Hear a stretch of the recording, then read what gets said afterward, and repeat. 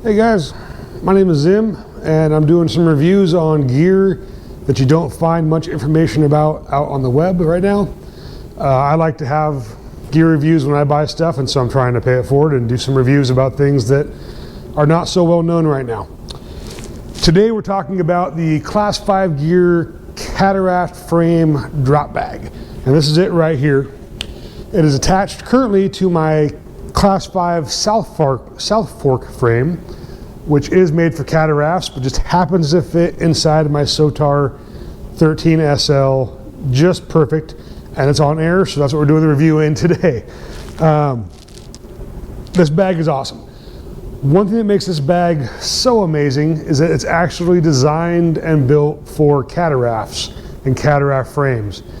And the difference between that and a drop bag that's made for rafting is that, number one, most of the ones I've seen out in the market are made out of like that cheap black see-through mesh.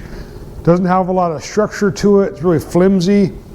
And they don't have any structure on the bottom.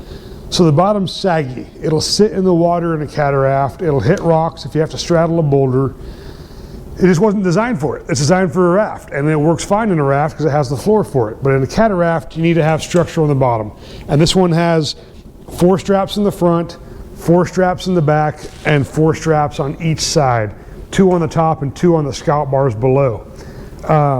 So you can tighten and loosen the straps in the front and back, and that will let the bottom sag out if you want to have more room, or you tighten them up and you get that tunnel nice and high so you can still do some technical water but have storage with you while you're doing it.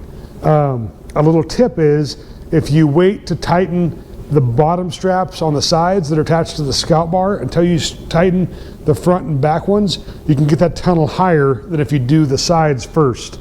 It just allows it to be able to tighten it up. The other thing that's really awesome about this bag is it is so overbuilt. It is built for time. Like, it's gonna hold up really well. It's just, the straps are really high quality material. The zippers are high quality. Everything about it is top of the line. It is not waterproof by any means. It is just a fabric bag, but it's a pretty tight woven bag, so it's not letting water just fly in there like you do the black mesh. On the bottom of it, you can actually see where there's like a weave, and it really allows the water to exit pretty quickly. So I've never had water inside of the bag when I open it up. Dimensions for this are going to be, you can check out Class 5's website for specific information, but it's like a 26 or 36 inch wide by 15 inches long, and I believe it's 8 inches deep, and it's actually tapered on the sides to fit catarafts even better.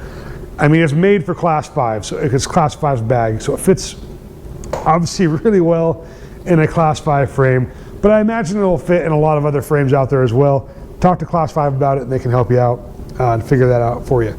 But one of the things that I really like about it too is that it's on a cataraft when you don't have a floor. Usually it's hard to figure out where you can set stuff down for a second if you need to work on something, work on your helmet. So like my helmet just sits on there. I don't have to worry about it falling off because it's kind of in there. If I'm on a multi-day trip and I have stuff in here, like right now, this is set up with my kitchen package, so I can show you how much gear's in here. But there's a great little shelf that I can put my sunglasses on top of my Dutch oven.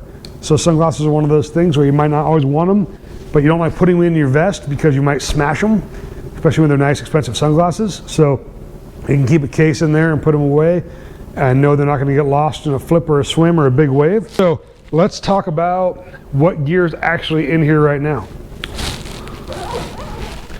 So right now, like I said, overnight package, I've got water bottles,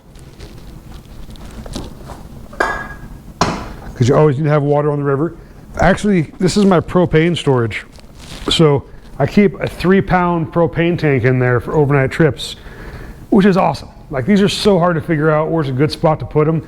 And this is a metal cage. Like, what's a better spot on a cataraft or a raft than being surrounded by the actual frame for protection rather than being kind of exposed or left out? I just know if it's in that bag, the chances of it getting knocked off or having an issue are pretty minimal. So that makes me really feel confident about it. Keep in there just a bag for a wash bag. Usually I have a few of them for doing dishes overnight. So here we got a tea kettle. So use that for tea, coffee, hot water for dishes, all that fun stuff. It's a backup throw bag. It's really a bow line is what I use it for. So I don't have to use my nice throw bag for a bow line. And the nice throw bag's usually up here exposed, so I can grab it. I actually usually clip it to this bar and it sits on top of this, so it's not just flying around. It has a good spot to hang out.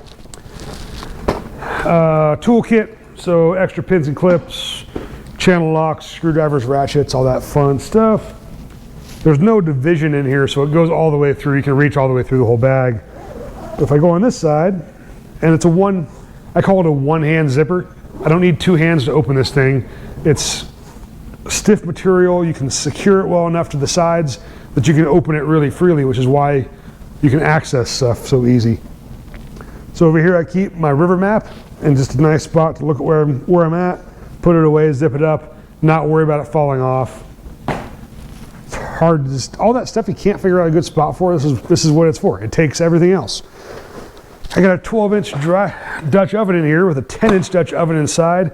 Yes, it is aluminum, so it's cool in the water, and it's relatively light, but all that stuff fits in here. And other than that, like loose cam straps, just stuff you might need on the river. The stuff you want access to, the stuff that you don't want to put in a dry bag and strap it down under a bunch of straps, so it's quite the effort to get it out. You put it in this bag, so you can access it whenever you want and not have to freak out about it. And I think that the key to really enjoying boating and boating more often is having gear that allows it to be more convenient and less stressful and just kind of stuff at your fingertips.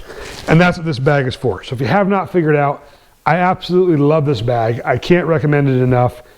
It is one of my favorite pieces of river gear I've ever purchased because it makes the river that much more enjoyable and just eats up that gear. It utilizes that space under the seat that doesn't get used very often because there's not a lot of good things for it. You still have room on the sides for your Pelican box if you want to bring your Pelican case for your private stash, or you just shove it inside the drop bag as well. So on day trips, that was overnight trips, you can see it's a lot of gear. On day trips, I usually have a K-pump in here at all times. Just a top off pump. Keep a patch kit in there as well. And then like a ice mule cooler. This thing's awesome for 16 hours of ice, so it's great for lunch and snacks and some drinks for you and maybe somebody else. And it gets a little stuck on the K-pump sometimes, but you can just wedge it in there as well. Like I said, it just eats up some gear. And I might throw my water bottle, or I'll have my water bottles in there too for easy access.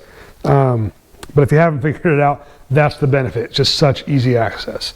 So I hope this makes you get some more information about drop bags, and I will see you on the river next time.